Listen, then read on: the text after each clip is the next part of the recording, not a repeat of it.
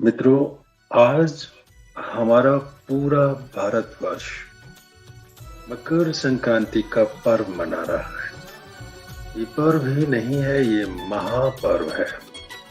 क्यों है?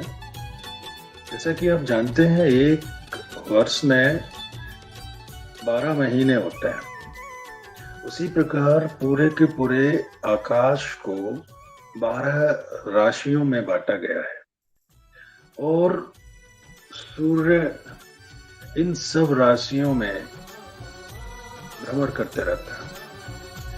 तो इस भ्रमण करने को संक्रांति कहते हैं। और आज 14 जनवरी को सूर्य धनु राशि से मकर राशि में प्रवेश करते हैं।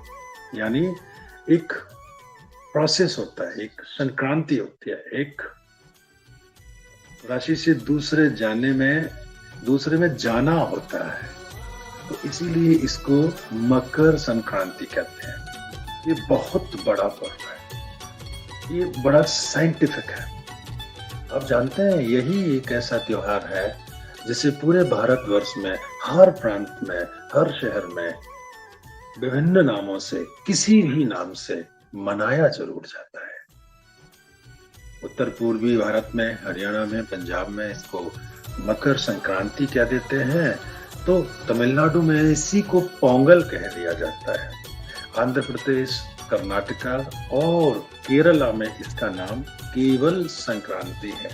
जबकि बिहार और उत्तर प्रदेश में कई जगह पर इसको खिचड़ी त्योहार के नाम से भी जाना जाता है। वैसे तो इस त्योहार को जनवरी की 13 तारीख को मनाया जाता है, लेकिन ये डिपेंड करता है कि सूर्य किस तारीख को परिवर्तन कर रहे हैं अपनी राशि का और वो मकर राशि में पहुंच रहे हैं। उसी के आधार पे इसको 12, 13, 14, यहाँ तक कि कभी कभी 15 जनवरी को भी मना लिया जाता है।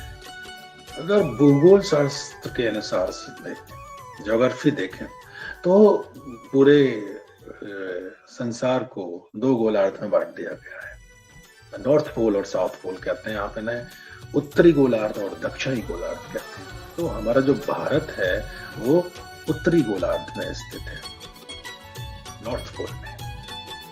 और जब सूर्य दक्षिणी गोलार्ध में होता है तो भारतीय मान्यता के अनुसार माना जाता है कि वो देवताओं की रात्रि होती है।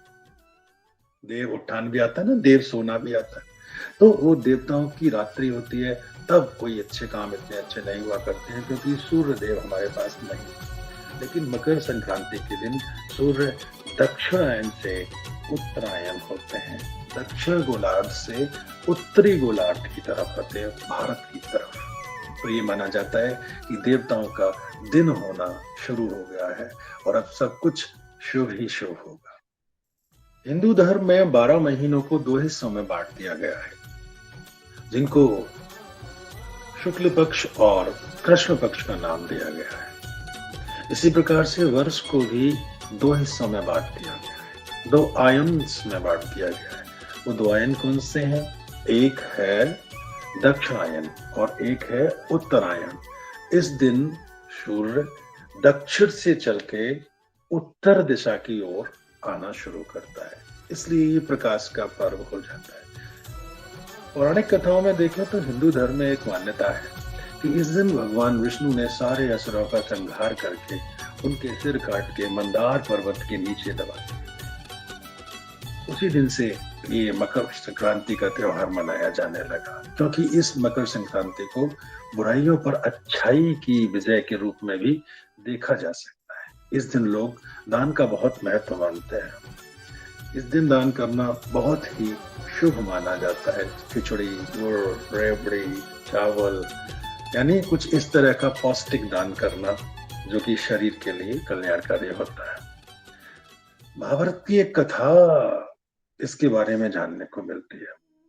जब भीष्म अपनी मृत्यु के निकट थे, क्योंकि उन्हें इच्छा मृत्यु का वरदान था, वो अपनी मर्जी से ही मृत्यु प्राप्त कर सकते थे, तो उन्होंने श्री कृष्ण को बुला के पूछा कि कौन सा दिन सबसे अच्छा होगा कि जब मैं मृत्यु को गले लगाऊं, क्योंकि मैं इस दुनिया से जाना चाहता हूं और दर्द बर्दाश्त नहीं होता। बाणों की सैया पे वो लेटे हो गए थे।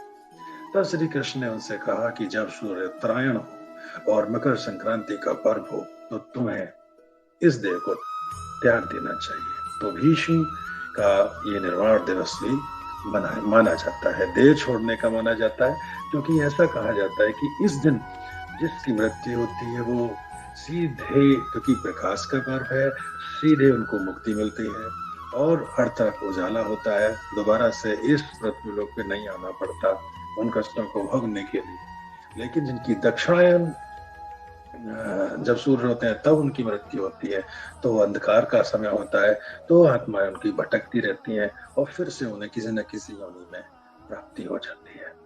मकर संक्रांति का दिन मौसम के हिसाब से भी बहुत खास। मकर संक्रांति के दिन ही सर्दियां खत्म होना शुरू कर देती हैं, गर्मियां आना शुरू कर देती हैं, वातावरण का तापमान बढ़ने लगता है। अभी तक नदियों का पानी बिल्कुल ठंडा था, अब वो नदियों का जल गर्म होने लगता है। वाष्पीकरण यानी evaporation of water on the surface of the river शुरू हो जाता है। ये जो सरफेस ऑफ रिवर से वाटर जाता है, ये जो भाप बन के वाष्प बन के उड़ता है, ये हजारों बीमारियों को खत्म कर देता है अपने देश नदियों के आसपास के एरिया से। तो इसलिए इस दिन नहाने का भी विशेष महत्व रखा। इसको कुंभ से भी इसीलिए जोड़ा गया था, कुंभ के स्नान से, कुंभ के नदी। तो और इस समय हल्का भोजन, सुपाच्य भोजन इन दिनों किया जाता है, जैसे खिचड़ी है, चना है। ये शरीर के लिए बहुत ही लाभदायक होता है। चारों तरफ प्रकाश होता है, तापमान बढ़ चुका होता है, अंदर से अपने आप लोगों को खुशी का एहसास होता है, अंधेरी रातें कम हो जाती है। तो प्रकाश का पर्व है। अनेक स्थानों पर इस त्योहार के दिन, मकर संक्रांति के दिन, पतंग उड़ाने की परंपरा है। पतंग कहा जाता है श्री राम ने भी अपने बचपन में इस दिन पतंग उड़ाई थी। तो इसकी कहानी कुछ इस तरह है, इसके पीछे एक वैज्ञानिक महत्व भी है। देखिए क्या होता है कि जो पूष माह अभी गया हुआ है और जो सर्दी की बहुत सबसे लंबी रात थी वो कल यानी एक दिन इससे पहले लोहड़ी वाले दिन वो जा चुकी है। तो ये जो पूरा पौष का महीना होता है बहुत ठंड का होता है और जाने अनजाने में हमारा शरीर बहुत सारी बीमारियों को प्राप्त कर चुका होता है जो हमें पता नहीं होते हैं, जबकि वो बीमारियां सिर्फ धूप से ही जा सकती थी, प्रकाश से जा सकती थी। ठीक है, आप देख रहे हैं इस समय कोरोना कैसे फैल रहा है, ओमिक्रॉन। तो अगर इस दिन पतंग उड़ाई जाए, और पतंग तो तभी उड़ाई जाएगी ऊपर छत पे जब हवा चल रही हो और रोशनी हो, तो जो रोशनी की किरणें डायरेक्ट हमारे शरीर पर, हमारे फेस पर पड़ती हैं और जो अब तक जैसी कई बीमारियां जो प्राप्त हो चुकी होती हैं वो बिना किसी इलाज के अपने आप स्वतः खत्म हो जाती है। पतंग उड़ाने का मतलब ये नहीं है कि जरूर जाएं, अच्छा मांजा खरीदें और एक दूसरे से बहस करें।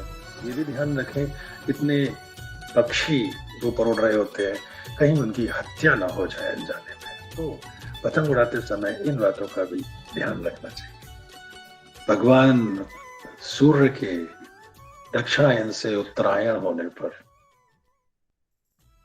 अंधकार से प्रकाश की ओर आने पर, भारत वर्ष में उजाले की वृद्धि होने के प्रतीक दिवस पर मैं कामना करता हूं कि आप सभी सूर्य के समान अपना प्रकाश इस विश्व में फैलाते रहें, इस प्रकाश पर्व पर खुशियां मनाते रहें।